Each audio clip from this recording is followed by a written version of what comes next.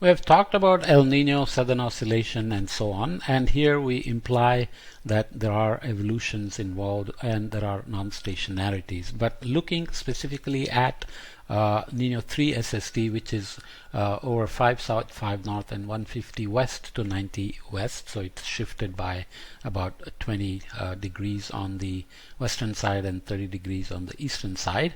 And Niño 4 region here is defined as 5 north, 5 south, and 160 east and 150 west. So this is more around the dateline, centered around the dateline, and this is more centered in the eastern central Pacific.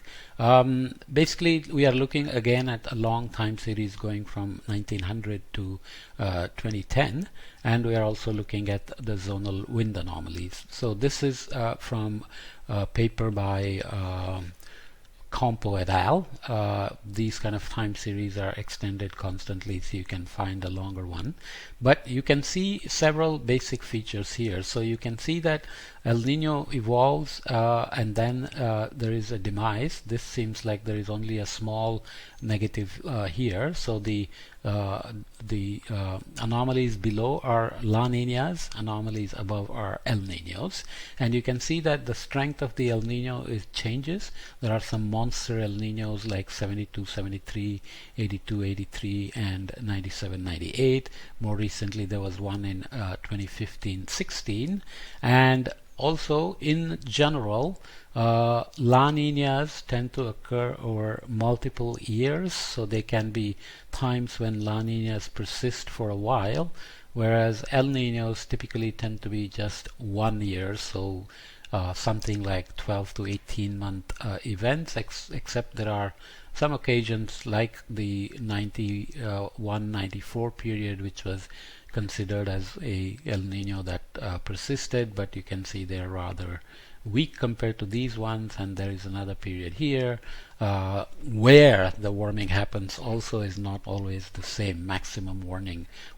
as we will see later on. So the asymmetry of why El Nino tends to be an event of a year to 18 months, whereas La Niñas can persist for multiple years, is also very interesting, and there are very good papers. In this field, there are literally thousands and thousands of papers. So we are only touching on a minute fraction of the main ideas here. So I'm just adding a little bit more to what the book has, which has its own little quirky way of presenting the ideas. Nonetheless, if you look at the Western Pacific, you can see that it's almost in phase with the Niño 3 index. This is why a Niño 3.4 index was created, which is generally now used much more often than Niño 3 or Niño 4. And there are coherent zonal wind anomalies associated with the warm and cold events. As you can expect, warm events are typically associated with positive Niño 4 zonal wind anomalies, so westerly wind anomalies associated with the El Nino events, and easterly wind anomalies associated with La Niña event. So if you imagine what we were looking at in terms of the heating, you had westerly winds converging into the heating that we looked at, we had imposed, and we had easterly anomalies on the other side. So here we are only looking at Niño 4 zonal wind anomalies. So we will see that there are times when there are westerly wind anomalies that are actually creating waves or pushing, if you will, the warmest waters eastward, and there are times when the trade winds from the west side, which create the upwelling, and the east-west contrast are relaxing, so the upwelling is reduced and warming is happening over there and along the coast.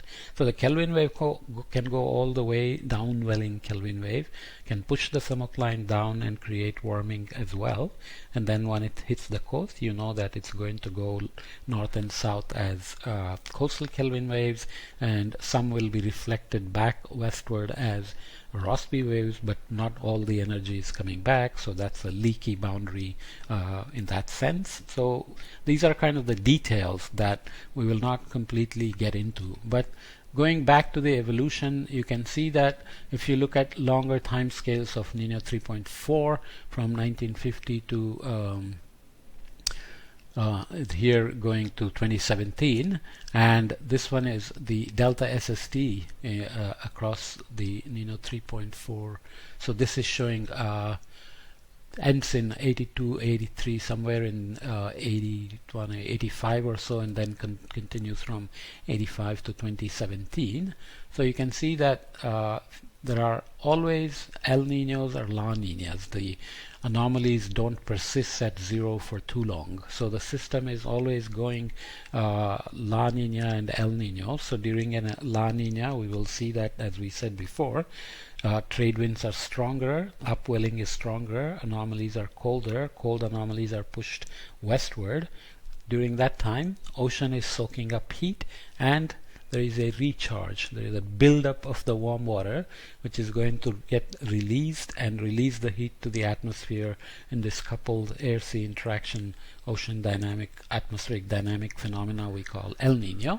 And then it goes back into La Niña, and again, strong El Niños here like 72, 73 are followed by La Niñas, similarly 87, 88, 97, 98, and so on. So some of the strongest La Niñas here are followed by the strong El Niños. And there is also some detail there that the La Niñas do not get as strong as El Niños. So the warm anomalies can be several degrees here, whereas the La Niñas typically tend to be order -1 degree centigrade. So there is also that asymmetry. Why is there that asymmetry? So there are also good papers explaining why that is. We will also see that the El Niños and La Niñas are phase locked to the annual cycle. So the peak of the El Niños and La Niñas tend to happen in December, January, February. So why is it phase locked to the annual cycle? Is it just the modulation of the annual cycle itself? And so on. So these are the ideas that we have to explore, and here you can see it more clearly when you write each year separately, going from January of the year or this is July of the year before. So if an El Nino is peaking here in December, January, of February of let's say 97, 98, so 97 December, 98 January, February, then you are going back to 96 July. Okay, so you are running through the whole of 97, for example. This strong year is 2014, 2015, and 97, 98 is here. Both are equally strong, but you can see that their evolution here is very different. 2014-15 evolved out of 2014 July, which was already warm, and it continued to get warm into 2015-16 before it collapsed, whereas the 97-98 warmed much more rapidly in 97 itself and peaked in December, January, February of 97-98 before collapsing to a much colder La Nina. So each El Nino in that sense is slightly different in the evolution rates of warming, etc. But there is a composite that is fairly clear that the growth happens around the spring of year 0. Year 0 is the year of the El Nino growth. So there is a onset phase, there is a growth phase, there is a mature phase, and there is a decay phase. So in that sense, the evolution is happening before. Growth is starting in spring months and into summer and winter months before collapsing in the following year's spring month.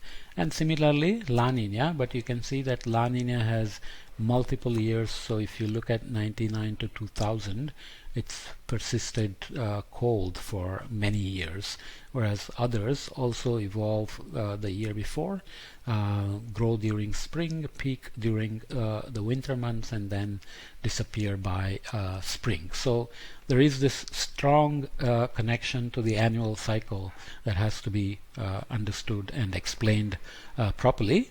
We will explain most of it, but not completely, because Explanations are often like a consistency check, trying to explain what is happening rather than saying exactly why that is happening. So there is still missing understanding on many of the details, but still there is predictability because this evolution is so systematic. Once you see it evolving, at least for 6 months, it systematically evolves, especially for the strong El Niños. And if you can predict with few months lead, obviously teleconnections will allow you to predict other things like the Indian monsoon or parts of Brazil or China or Indonesia and so on and so forth.